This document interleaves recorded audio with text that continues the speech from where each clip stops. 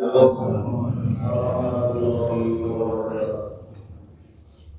لله نحمده ونصلي على رسوله الكريم أما بعد فقد قال الله تعالى في كلامه المجيد والفرقان الحميد أعوذ بالله من الشيطان الرجيم إن الله وملائكته يصلون على النبي يا أيها الذين آمنوا صلوا عليه وسلموا تسليما تشركون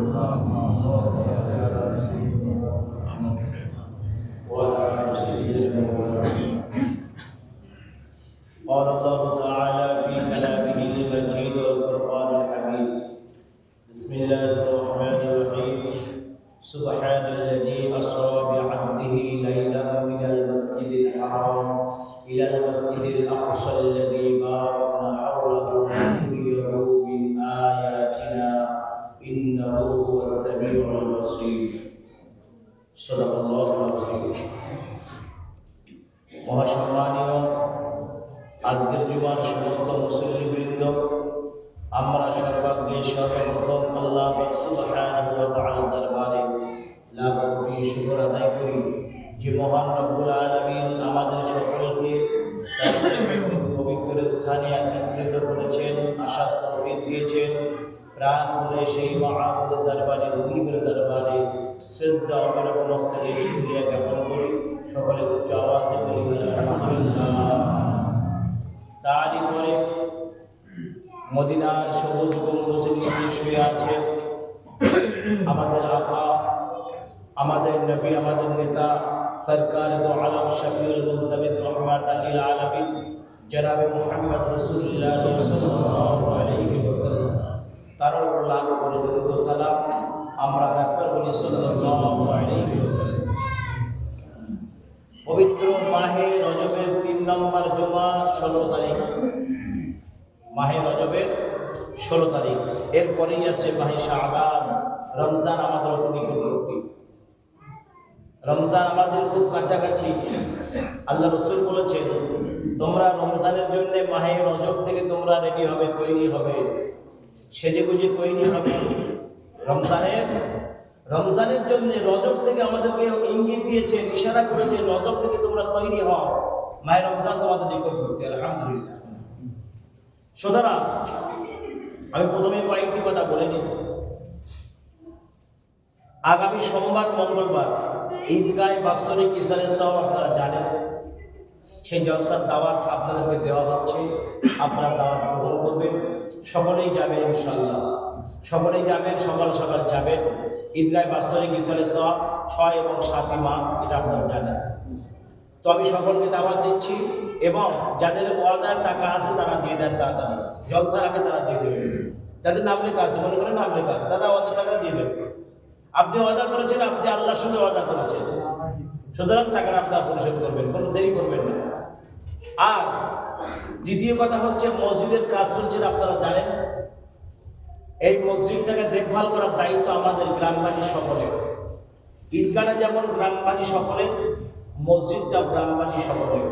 সকলের দায়িত্ব, যারা মেহমান আছেন তাদেরও দায়িত্ব আছে, তারাও সহযোগিতা করতে পারে। মসজিদের বাইরে দান বাক্স বসানো আছে, আপনি গোপনে দেন, সেখানে সমস্যা। আপনি যদি কারো হাতে দিতে আপনার লজ্জা বোধ করে, আপনি গোপনে সেখানে দিয়ে দেন। আল্লাহ পাক রব্বুল আলামিন বলছেন, ইন তুবদু সাদাকাতি ফানি'মাহি ওয়া ইন তুখফুহা ওয়া তু'তুহাল ফুকারা ফাহুয়া খায়রুল লাকুম। যদি তোমরা প্রকাশ্যে দান করো সেটা অতি উত্তম, যদি তোমরা গোপনে দান করো সেটা আল্লাহর কাছে অতি প্রিয়। সুবহানাল্লাহ। তোমরা গোপনে দান করো, এক হাতে দান করো, আর এক একজন দেখতে না পায়।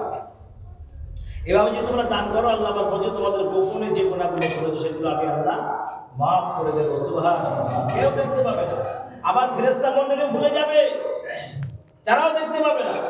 তুমি গোপন ভাবে যে দানগুলো করবে, গোপনে, কেউ জানে না, আল্লাহ তুমি জানো। আল্লাহ তুমি দেখছো, তোমার চোখ এড়াতে আমরা পারি না, তুমি দেখছো আমাদেরকে। তাই আল্লাহ তোমাকে দেখি আমি তোমার ঘরে কিছু দান করলাম। আল্লাহ আপনার গোপনের গুনাহগুলো সব মাফ করবে। সুতরাং এটা বললাম। বিশেষ কথা, আজকে মাহে রজবের 16 তারিখ মেরাজের আলোচনা চলছে। আলহামদুলিল্লাহ, গুরুত্বপূর্ণ আলোচনা চলছে।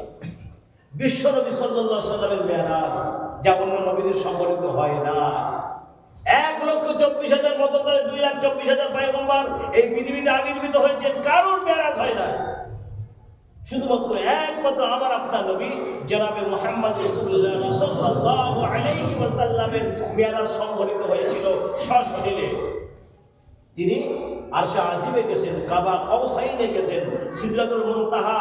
সুতরাং আমার আল্লাহ যেখানে আছেন সেখানে আমার নবী গেছেন। একবার জোরে বলুন সুবহানাল্লাহ। আল্লাহর সঙ্গে নবীর কথা হয়েছে, 90,000 কালাম হয়েছে আল্লাহর সঙ্গে। আল্লাহ শুধু এখানে ক্ষান্ত হন নাই, আল্লাহ বলছে লা মাকাম লা সামা, এমন একটা জায়গায় আমার নবীকে নিয়ে গেলেন আল্লাহ যেখানে কোনো স্থান নাই, যেখানে কোনো আসমান নাই। একবার জোরে বলুন সুবহানাল্লাহ। সেখানে যে আল্লাহ কি করলেন, আর সেখানে যে আমার আল্লাহ গোপন রহস্যটা সেখানে ফাঁস করলেন আমার নবীর সঙ্গে। কারণ আল্লাহর পরে যার স্থান সেটা হচ্ছে আমার নবী। একবার জোরে বলুন সুবহানাল্লাহ। সেখানে গিয়ে আমার আল্লাহ গোপন রহস্য ফাঁস করে দিলেন আমার নবীর সঙ্গে। জান্নাত বানিয়েছেন কে? আল্লাহ বানিয়েছেন জান্নাত। 8টা জান্নাত আল্লাহ বানিয়েছেন, বানিয়ে আমার নবীর হাতে উঠিয়ে দিয়েছেন। একবার জোরে বলুন সুবহানাল্লাহ। জান্নাতের মালিক এখন আমার নবী। কারণ নামাজে আমার নবী বলেছেন, নামাজ যদি তোমরা পড়ো তাহলে জান্নাতের চাবিটা তোমাদের কাছে থাকবে। এখন জান্নাতটা বানিয়েছেন আমার আল্লাহ, আর বানিয়ে মালিকানাধীন করে দিয়েছেন আমার নবীকে। জান্নাতের মালিক আপনার আমার নবী।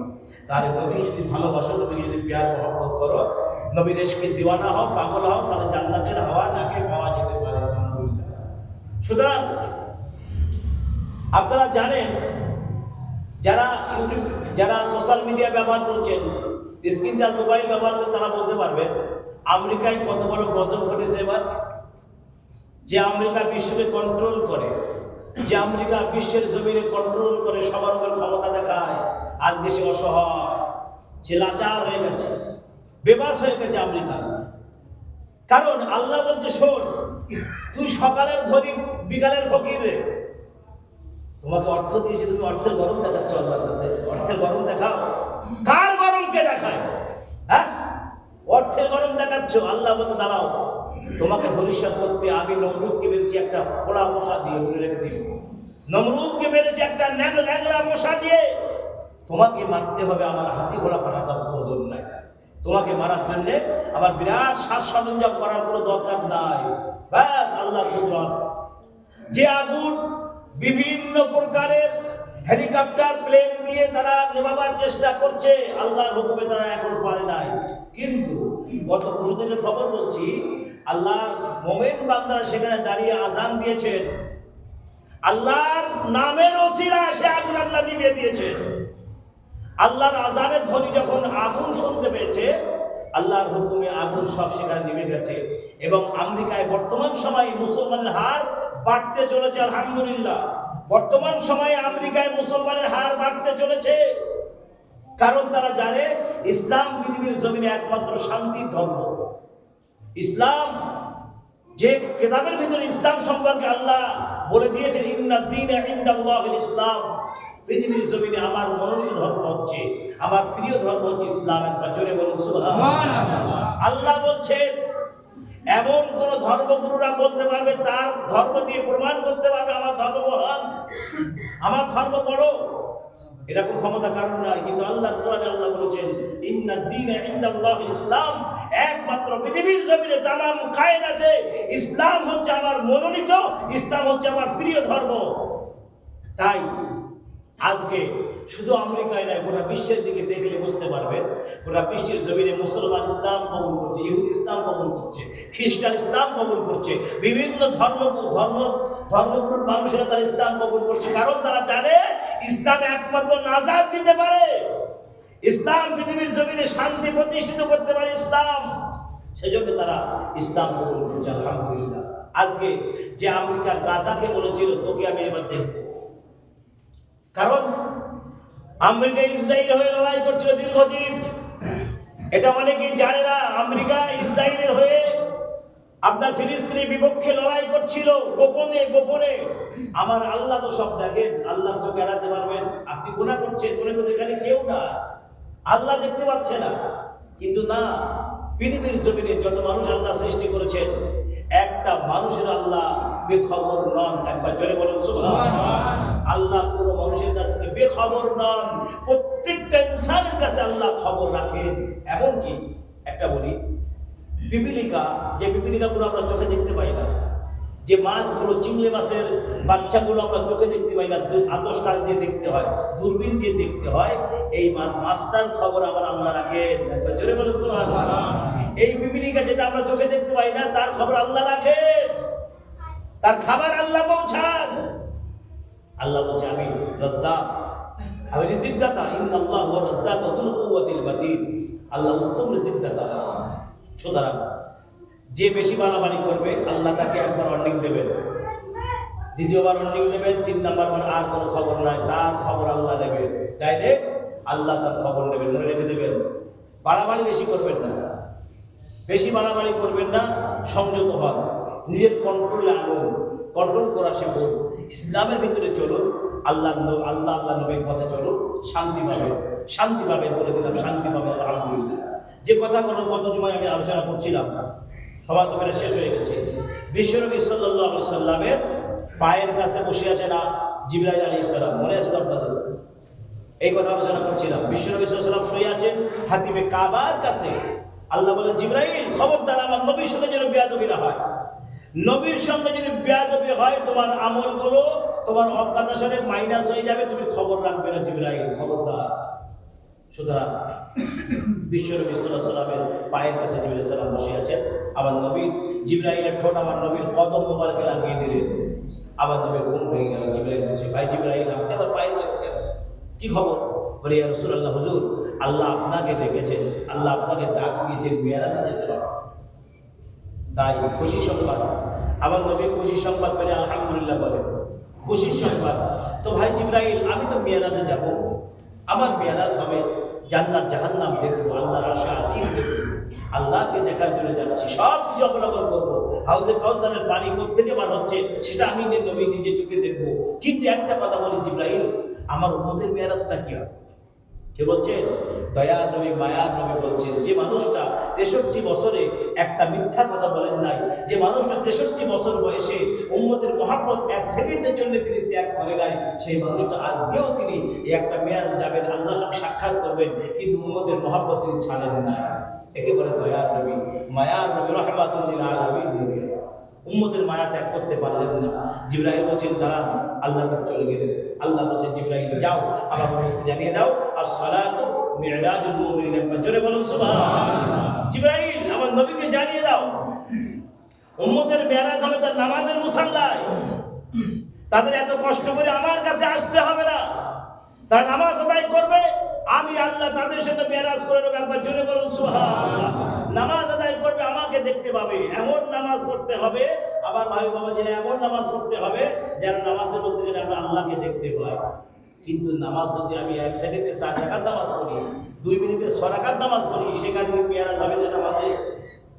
এরকম নামাজ পড়বেন না। নামাজ পড়বেন ধীরে স্থিরভাবে, মনোযোগ সহকারে, একাগ্র চিত্তে নামাজ পড়বেন, খুশু এবং খুজুর সহিত নামাজ পড়বেন, যে নামাজটা আমার আল্লাহ পছন্দ করে, সেভাবে নামাজ আদায় করবেন। তো আল্লাহ জানিয়ে দিলেন, যাও আমার নবীকে বলে দাও, আসসালাতু মিরাজুল মুমিনিন। আমার নবীকে জানিয়ে দাও। বিশ্বনবী সাল্লাল্লাহু আলাইহি ওয়াসাল্লামকে জানিয়ে দিলেন জিবরাইল। এখন আল্লাহ নবী ওযু করতে গেলেন। ওযু করতে গিয়ে ওযু করছেন, শরিয়াতে বলছেন ওযু করেছেন, ওযু করে উনি বার হয়ে চলে যাচ্ছেন, কিন্তু ওনার ওযুখানার যে দরজাটার শিকল ছিল, সেই শিকলটা এখনো নড়ছিল। আমার নবী বলছে, আমি মেরাজ থেকে এসে দেখি ওযুখানার শিকলটা এখনো নড়ছে। কত সময় মেরাজ হয়েছে? একটা মানুষ বাইরে গেছে আর ঘরে প্রবেশ করেছে, এই সময়ের মধ্যে মেরাজ হয়েছে। আল্লাহ বলছেন, দেখো এখানে মেরাজের প্রথম আয়াত, সুবহানাল্লাযী আসরা বিআবদিহি লাইলাম মিনাল মাসজিদিল হারাম ইলাল মাসজিদিল আকসা আল্লাযী বারাকনা হাওলাহু লিনুরিয়াহু মিন আয়াতিনা ইন্নাহু হুয়াস সামিউল বাসীর। আল্লাহ বলেন, বিশ্বের মানুষেরা, তোমরা আগে মেরাজ সম্পর্কে বিশ্বাস করার আগে আমার কোরআনকে বিশ্বাস করো, আমার কোরআনের আয়াতের তাফসীর করো, এটা মানে মতলব বোঝো। সুবহানাল্লাহ, এই কথাটা যে এখানে বলেছেন, এই কথাটা খুব মারাত্মক। সুবহান, যার ক্ষমতা অপরিসীম, যার ক্ষমতার কোনো শেষ নাই, যাকে কেউ হারাতে পারে না বিশ্বের জমিনে, আসমানের নিচে জমিনের উপরে যার কোনো ক্ষমতা নাই যে আল্লাহর সঙ্গে কেউ যুদ্ধ করবে, সেই সুবহান নিজের বান্দাকে রাত্রের একটি অংশে মসজিদে হারাম থেকে বাইতুল মুকাদ্দাস পর্যন্ত সফর করিয়েছেন, যার সফরটাকে আমি আল্লাহ করেছি বরকতময়। একবার জোরে বলুন সুবহান। যার সফরটাকে আমি আল্লাহ বরকতময় করেছি। নবী উজু করছেন, তাহলে একটা মানুষ বাইরে থেকে ভিতরে গেছেন, ভেতর থেকে বাইরে গেছেন, আবার ভিতরে প্রবেশ করেছেন, তার ভিতরে মেয়েরাজ সংগঠিত হয়েছে। এটাই কেতাব বোঝাচ্ছে, এটাই শরিয়াত প্রমাণ করছে যে বিশ্বনবী সাল্লাল্লাহু আলাইহি ওয়াসাল্লামের মেরাজ হয়েছে। একটা মানুষ ভিতর থেকে বাইরে গেছেন, বাইরে থেকে ভিতরে এসে দেখছেন সেই শিকলটা এখনো নড়ছে। তার মানে এই সময়ের ভিতরে মেরাজ সংগঠিত হয়েছে। হাকিকতে বলছে 27 বছর সময় লেগেছে। একবার জোরে বলুন সুবহানাল্লাহ। 27 বছর লেগেছে মেরাজ সংগঠিত হতে। যেটা হাকিকতে বলা হয়েছে, বিশ্বনবী সাল্লাল্লাহু আলাইহি ওয়াসাল্লাম ওযু বানাচ্ছেন, ওযু করছেন, এখানে শরীয়তের কোনো বিধান নাই, ওযু করছেন, ওযু করে মেরাজে গেছেন। হাকিকতে বলা হয়েছে আমার নবী ওযু করছেন, ওযুর পানিগুলো জিবরাইল আলাইহিস সালাম হাতে ধরেছেন। আল্লাহ বলে জিবরাইল ওযুর পানিগুলো হাতে ধরো, হাতে ধরো, ওযুর পানিগুলো নিয়ে মিকাইলের কাছে দাও, মিকাইল ইসরাফিলের কাছে দাও, ইসরাফিল তুমি ওগুলো আজরাইলের হাতে দিয়ে দাও। 4 জন ফেরেশতার হাত বদল হলো। আল্লাহ বলছে যাও আজরাইল এই পানিগুলো নিয়ে জান্নাতের দরওয়ান রিজওয়ানের হাতে দাও, যাও। আল্লাহ রিজওয়ানকে অর্ডার করলেন, রিজওয়ান এই পানিগুলো জান্নাতের হুর গিলেমানরা ব্যবহার করবে। আমার নবীর ওযুর পানি যদি তারা ব্যবহার করে, আমি আল্লাহ তাদের রূপগুলো আরো বেশি বানিয়ে দেবো। একবার জোরে বলুন সুবহানাল্লাহ। নবীর ওযুর পানি তারা ব্যবহার করবে, তাদের রূপ তাদেরকে আরো সুন্দর দেখতে হবে। আমার নবীর ওযুর পানি যদি ব্যবহার করে তাদের কোনো সমস্যা হবে না। যে যাও রিজওয়ান এই পানিগুলো হুর গিলেমানের কাছে দিয়ে দাও। আল্লাহ নবীর ওযুর পানি ব্যবহার করছে তাহলে আমার নবী কত সুন্দর। একবার জোরে বলুন সুবহানাল্লাহ। আমার নবী কত সুন্দর। সুতরাং এইবার নবী যাবেন, জিবরাইল সালাম বুরাক নিয়ে দাঁড়িয়ে আছেন। কি জিবরাইল একা আছেন না সঙ্গে কোন ফেরেশতা আছেন? 70,000 ফেরেশতা নিয়েছেন জিবরাইল। শরীয়তে বলা হয়েছে জিবরাইল সালাম বুরাক নিয়ে জান্নাত থেকে বুরাক নিয়ে নবীর দরবারে হাজির হয়েছেন। কিন্তু এখানে বলা হয়েছে জিবরাইল আলাইহিস সালাম 70,000 ফেরেশতা নিয়েছেন, একটা দুটো ফেরেশতা না। আল্লাহর ফেরেশতা মণ্ডলী কতটা আমরা জানি? আমরা তো 4 জনের নাম জানি, ইসরাফিল, জিবরাইল, আজরাইল, মিকাইল, এই 4 জনের নাম জানি, আর কোনো নাম জানি না। তাহলে 4টে ফেরেশতা আল্লাহর নিকটবর্তী, অটোমেটিক আল্লাহর হুকুম আহকাম পালন করেন তারা। আর এখন আল্লাহর কত ফেরেশতা আছে সেটা আল্লাহ ভালো জানেন, আল্লাহ সব খবর রাখেন। আমার নবী এবার যাবেন, বুরাকের আগে উঠছেন, বুরাকে উঠছেন, নবী আমার বুরাকে উঠছেন। এখন নবী উঠছেন বুরাকের সামনে, জিবরাইল আলাইহিস সালাম পিছনে। আচ্ছা ভাই, যে ব্যক্তি রাস্তা চেনে সেই তো সামনে বসবে, কথা বলেন না কেন? যে রাস্তা চেনে সেই তো সামনে বসবে, রাস্তা চিনিয়ে নিয়ে যাবে। কিন্তু নবী সামনে বসেন, জিবরাইল পিছনে বসছেন। আমার নবীর 6 বছরের কথা বলি, একটা ছোট্ট বাচ্চা মা হালিমাতুস সাদিয়া নবীকে নিয়ে যাচ্ছেন, মক্কা থেকে নিয়ে যাচ্ছেন। মা হালিমাতুস সাদিয়া আমার নবীকে নিয়ে উটের পিছনে বসেছেন। উটটা ছিল জীর্ণ শীর্ণ, একদম বয়স্ক, চলতে পারত না, শরীরে কোনো জোর নাই, এমন উট মা হালিমাতুস সাদিয়া নিয়ে এসেছেন। এখন আমার বিশ্বনবী যখন উটের উপরে সওয়ার হলেন, উটটাকে আবার আল্লাহ ভালো করে দিলেন। জোরে বলুন সুবহানাল্লাহ। উটটা সবল হয়ে গেল, ছিল দুর্বল হয়ে গেল সবল, শক্তি ক্ষমতা কিছু ছিল না। আল্লাহ বলছে উট, আল্লাহর হুকুমে উটটাকে একদম স্ট্রং হয়ে গেল, পুরো সুস্থ হয়ে গেল। এখন মা হালিমা আমার নবীকে নিয়ে পিছনে বসে, হালিমার স্বামী আগে বসছেন। এখন বিশ্ব নবীকে নিয়ে যদি পিছনে বসো, উট তো চলতে পারে না। উটকে মারছে হালিমার স্বামী, উটকে মারছে। আল্লাহ উটের জবান খুলে দিলেন। উট বলছে হালিমার স্বামী, আমাকে মারতে মারতে যদি জমিনে শুইয়ে দাও তাও আমি রাজি আছি। বিশ্ব নবীকে নিয়ে পিছনে বলবে আমি উট চলবো, এটা বেয়াদবি, আমি উট করতে পারবো না। একবার জোরে বলুন সুবহানাল্লাহ। বিশ্ব নবীকে নিয়ে পিছনে বসছো কেন? তাড়াতাড়ি হালিমাকে বলো সামনে বসতে, তাইলে আমি উট, আমার চলার কোনো অধিকার নাই, কোনো হুকুম নাই আমার রাস্তায় চলার। আমার নবীকে আল্লাহ জানিয়ে দিলেন। এখন বিশ্ব নবীকে নিয়ে মা হালিমাতুস সাদিয়া উটের আগে বসলেন, মা হালিমার স্বামী পিছনে বসলেন। আল্লাহ বলছে এবার উটের ক্ষমতা, উটের পাওয়ার দেখ। যে উটটা ছিল জীর্ণ শীর্ণ, চলতে পারত না, বয়স্ক, সেই উটের ক্ষমতা আল্লাহ প্রচুর পরিমাণে বাড়িয়ে দিয়েছেন। উটটা যারা কাফেলা আগে চলে গিয়েছিল তাদের সঙ্গে ধরে ফেলেছে। তাদের সঙ্গে যখন ধরে ফেললেন, তারা বলছে হালিমা এটা কিন্তু সেই উট, বলে হ্যাঁ, বলে নিশ্চয়ই হালিমার উপর আল্লাহ রহমত হয়েছে। একবার জোরে বলুন সুবহানাল্লাহ। হালিমা কাকে নিয়েছেন? মক্কার জমিনে আব্দুল্লাহর বেটা মুহাম্মদ সাল্লাল্লাহু আলাইহি সাল্লামকে গ্রহণ করেছেন। কারণ হালিমা দুজাহানের বাদশাকে করে নিয়েছেন।